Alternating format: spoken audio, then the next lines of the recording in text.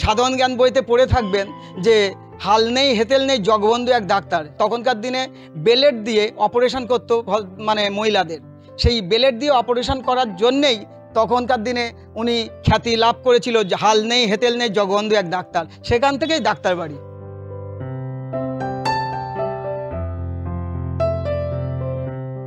হাল নেই হেতেল নেই জগবন্ধু ডাক্তার, বাংলার এই বিখ্যাত প্রবাদ বাক্যটি ব্যবহৃত হয় অল্প সরঞ্জামে বড় ধরনের কাজকে রূপ দিলে। কিন্তু কে এই জগবন্ধু ডাক্তার? বাংলার নামী ডাক্তার জগবন্ধু বসু ছিলেন বসিরহাটের ঐতিহ্যবাহী বসু পরিবারের সন্তান। কারণ তিনি একটি ব্লেডের সাহায্যেই দুরারোগ্য ব্যাধির অপারেশন, এমনকি প্রসূতিদের সন্তান প্রসব নিপুণ হাতে করতেন। আর তার নামেই বসিরহাটের বসুবাড়ি ডাক্তারবাড়ি নামে খ্যাত। বসিরহাটের ডন্ডিরহাটে অবস্থিত বসুবাড়ি বলে পরিচিত। সেখানে কিন্তু প্রায় 330 বছরের প্রাচীন একটি পুজো, যেটা বসুবাড়ির পুজো বলে পরিচিত। অনেকেই ডাক্তারবাড়ির পুজো বলেও কিন্তু বলে থাকেন। এই পুজোর খ্যাতি ছড়িয়ে পড়ে রাজ্যের বিভিন্ন প্রান্তে। বসিরহাটের ডাক্তারবাড়ি অর্থাৎ বসুবাড়ির দুর্গাপুজো বিখ্যাত কলারছড়া দুর্গা নামে। 1460 সালে শুরু হওয়া এই পুজোর বিশেষত্ব লুকিয়ে এই দেবীর মূর্তির হাতে। সামনের দুটি হাত প্রমাণ মাপের হলেও পিছনের 8টি হাত ছোট। শুধু দেবীর এই ভিন্ন রূপ নয়, এই পুজোর প্রতিমা নিরঞ্জনের রীতিও একেবারে অন্য। মুসলিম পরিবারের সদস্যদের বিশেষ আচার পালনের পরেও 16 বেহারার কাঁধে চেপে বিসর্জনের জন্য ঘাটে যান দেবী প্রতিমা। আমাদের 16 জন বেহারা আছে। এইবার এই 16 জন বেহারা মার এখান থেকে ঘাড়ে করে তুলে নেয়, ছাইটি এক জায়গায় রাখায়। সেখানে ওখানে মুসলিমরা এই কাঠাম থেকে ওরা একটুকু কাঠ কেটে নেয়, কেটে নিয়ে এইবার আমরা ওখান থেকে ঘাড়ে করে তুলে আর এক জায়গায় সিঁদুর দান করা হয়। এইবার ওখান থেকে মাকে ঘাটে তুলবো, তা একেবারে নদীর ঘাটে। এইবার পথে কোনো দুর্ঘটনা হলে, কোনো কিছু যদি তার ফার কিছু লাইটিরে থাকে, আরও তো অনেক পুজো আর্চা হয়, সেসব যদি না খোলে সেই সবগুলো আমরা তখন ওই মাটিকে মাটিতে ছোবানো যাবে না, একবার সেই ওখান থেকে ঘাড়ে করতে হবে আর সেই নদীর ঘাটে গিয়ে তুলতে হবে। অন্তত প্রায় আধ ঘন্টা লাগে সেই তরুণ সংঘ বিদ্যুৎ সংঘর ঘাটে। ওখানে নিয়ে আমরা মাকে ওখানে নিয়ে রেখে দেই। ওখানে আমাদের যখন এখানে টাইম টু টাইম ওখানে কাজ, এনারা যখন বলবে যে না এবার মাকে দিয়ে দাও বিসর্জন, তখনই আমরা মাকে জলে ফেলে দিই।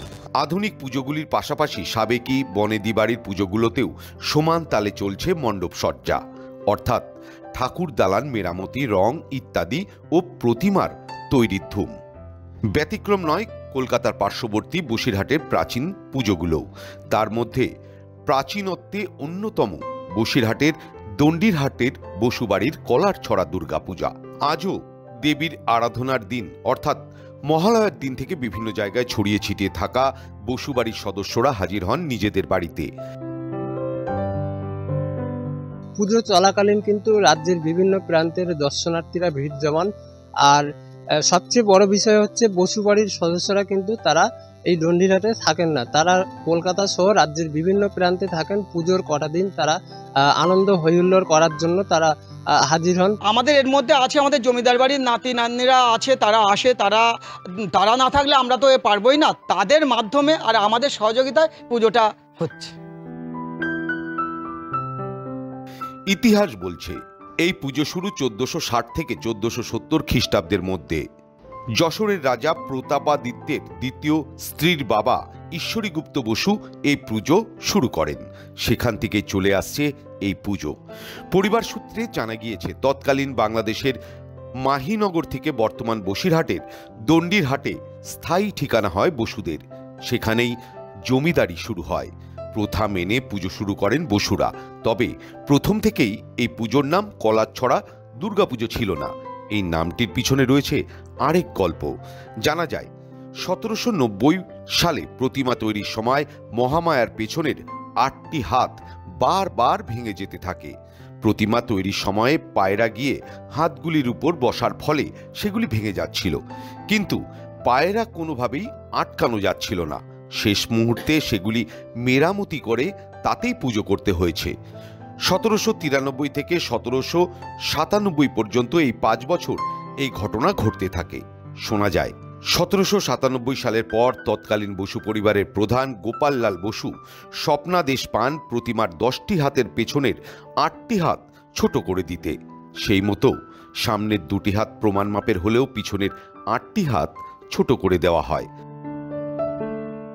এখানের যে জমিদার আমাদের প্রথম পুজো করেছিল, সেই জমিদার যখন ঠাকুর তৈরি করিয়েছিল, সেই পঞ্চমীর দিনকে কোথা থেকে একটা পায়রা এসে মায়ের হাতে বসে। হাতে বসলে 8খানা হাত ভেঙে গিয়েছিল পঞ্চমীর দিন। আরও একটি প্রচলিত ইতিহাস রয়েছে। ডক্টর জগবন্ধু বসুর বাবা রাধা মাধব বসু ছিলেন ঢাকার নবাবের বাংলাদেশের দেওয়ান। অধুনা মাহিনগর বসু পরিবারের খ্যাতি রাধা মাধবের আমল থেকেই। ডক্টর জগবন্ধু বসুর মা বিন্দুবাসিনী দেবীর স্বপ্নাদেশে প্রতিমার 8টি হাত বাকি হাতের তুলনায় ছোট হয়ে যায়। প্রতিমার হাত ভাঙাও বন্ধ হয়ে যায়। সেই থেকে চিরাচরিত প্রতিমা নির্মাণের বৈশিষ্ট্য আজও চলে আসছে। হাত ছোট হয়ে যাওয়ার ফলে প্রতিমাকে দেখলে ওই ছোট হাতগুলিকে অনেকটা কলার ছড়ার মতো দেখায়। তাই তখন থেকেই বসু বাড়ির পুজোর প্রতিমার নাম হয়ে যায় কলার ছড়া দুর্গাপূজা। ভোরবেলা মা স্বপ্ন দেয় যে তোরা চিন্তার মধ্যে থাকিস না, চিন্তা করিস না, আমি এত ভারী হাত সহ্য করতে পারতাম না, তাই আমাকে ছোট ছোট হাত ওখানে পরিয়ে দে 8খানা। এটাই সেখান থেকেই এই কলার ছড়া নাম হয়েছে। জমিদার বাড়িতে ভুরিভোজের আয়োজন ছিল। পুজোকে কেন্দ্র করে কালী পুজো পর্যন্ত বিরাট মেলা বসত। সাংস্কৃতিক অনুষ্ঠান আর যাত্রাপালা হতো। জমিদার বাবুরা নিজেদের যাত্রাপালায় অংশগ্রহণ করতেন। মহালয়ার আগে আজও নিয়ম করে বাগবাজার মায়ের ঘাট থেকে গঙ্গা জল আনা হয়। আগে গঙ্গা জল আসতো নৌকায়, এখন আসে গাড়িতে। প্রতিপদের দিন ঘট বসানো হয়। পঞ্চমী থেকে নবমীর 5 দিনে 5টা পাঠা বলি হতো। একত্রিত হন বসুর বাড়ির দেশ বিদেশে থাকা সদস্যরা। চলে ভোগ বিতরণ। বসুবাড়ির এই ঠাকুর দালানের সামনেই রয়েছে একটি বেল গাছ। সেই গাছে প্রতি বছরই ঠিক দুর্গাপুজোর সময় একটি জোড়া বেল পেকে ওঠে। সেই বেলই উৎসর্গ করা হয় দেবীর আরাধনায়। পঞ্চমী থেকে শুরু করে এখানে বিভিন্ন জায়গাতে বসিরহাট থেকে লোক আসে দেখতে, যে বসুবাড়ির ঠাকুর দেখতে যাব, বুঝলেন। এখানে 5 দিনে 5টা পাঠাবলি হয়। এমনকি বসিরহাট সাব ডিভিশনে কোথাও পাঠাবলি হয় না। একটা টাকিতে হতো, সেটা বন্ধ হয়ে গেছে মহিষগুলোতে। কিন্তু বসিরহাটের সাব ডিভিশনে এই একটাই বসুবাড়িতে পাঠাবলিটা এখনও ঐতিহ্য আছে, দেখতে আসে, বহু লোক আসে। আর সন্ধ্যে আরতি হয়, মোটামুটি ভালোই জমজমাট এখানে। এই ঐতিহ্যটা এখনও এখানে আছে। ভোগে দেওয়া হয়, নারকেলের নাড়ু পর্যন্ত তৈরি হয়, লুচি টুচি হাবি, যে সুজি ফুজি যেখানে যা তৈরি করতে হবে সব, মানে ফল দ্রব্যাদি সব রকমই হয় মোটামুটি। বাড়ির সামনে যে দুর্গা মন্দিরের মায়ের মন্দিরের সামনে যে বেলগাছটা আছে না, বাড়িতে ওই ঐতিহ্য বহুদিন ধরে চলে আসছে। ওর ভিতরে 3টি জোড়া বেল থাকে, ঠিক মায়ের জন্য তৈরি হয়ে যায় জোড়া বেল, ও ঠিক তৈরি হয়ে আসবে।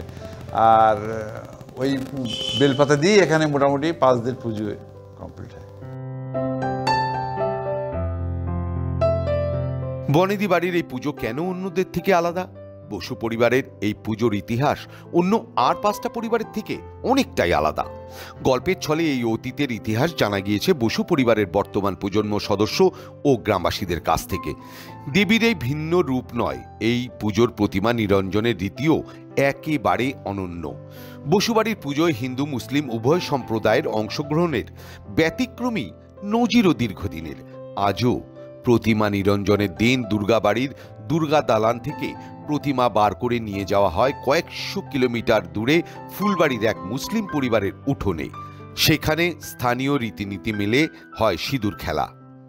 এরপর ওই মুসলিম পরিবারের এক সদস্য করাত দিয়ে প্রতিমার কাঠামো কেটে দেওয়ার পরে 16 জন বেহারার কাঁধে চেপে প্রতিমা নিরঞ্জনের জন্য ইছামতির ঘাটে নিয়ে যাওয়া হয় দুর্গাকে। সেখানেই হয় প্রতিমা নিরঞ্জন। এটা হলো এই কাঠামের একটা ব্যাপার আছে। এই যখন মাকে নিয়ে যাওয়া হয় নদীর ঘাটে, তখন এই কাঠামটা মানে মাকে কাঁধে করে নিয়ে যাওয়ার সময় আমাদের এক মুসলিম পাড়া আছে, যেটা ফুলবাড়ি বলা হয়, ওখানে রাখতে হয়। ওখানে সেই জমিদারদের সময় থেকে এক মানে মুসলিম দাদা আছেন, এখন তিনি নেই, তার নাতিপুতিরা আছে, তারা এই কাঠামটা কাটতো। যার জন্য এখন তারা আর সময় পায় না, সুযোগ পায় না বলে এই কাঠাম আমাদের অন্য দ্বারায় কাটানো হয় বটে, কিন্তু তারা ওই মায়ের নিয়ে যাওয়ার সময় এই কাঠাম টুকরো কাঠাম মানে কাঠ কেটে নেয়, কেটে নিয়ে ওরা রেখে দেয়। আবার যখন এই কাঠাম আমাদের ওই কাঠটা এনে এতে জুড়ে দেওয়া হয়। এইভাবেই আমাদের সম্প্রীতি তা আমাদের হিন্দু মুসলমানের মধ্যে এখনো পর্যন্ত বজায় রেখেছি, আশা করি রাখবো। আজ আর আগের সেই জাঁকজমক নেই, তবুও প্রথা আর ঐতিহ্যের আবহ আজও বিদ্যমান। 500 বছর ধরে টিকে থাকা বসুবাড়ির এই দুর্গোৎসব শুধু এক বনেদি পরিবারের গৌরব নয়, বরং সামাজিক সম্প্রীতি, ইতিহাস ও সংস্কৃতির মিলন মঞ্চ। বসিরহাটের ডন্ডিরহাটের এই জগবন্ধু বাড়ির অর্থাৎ ডাক্তার বাড়ির এই পুজো বারবারই কিন্তু রাজ্যের মানুষের মুখে উঠে আসে বিভিন্ন প্রশংসা। বসিরহাটের ডন্ডিরহাট থেকে ক্যামেরায় মন্টু সাহাজির সঙ্গে হাসানুজ্জামানের রিপোর্ট, সময়, কলকাতা।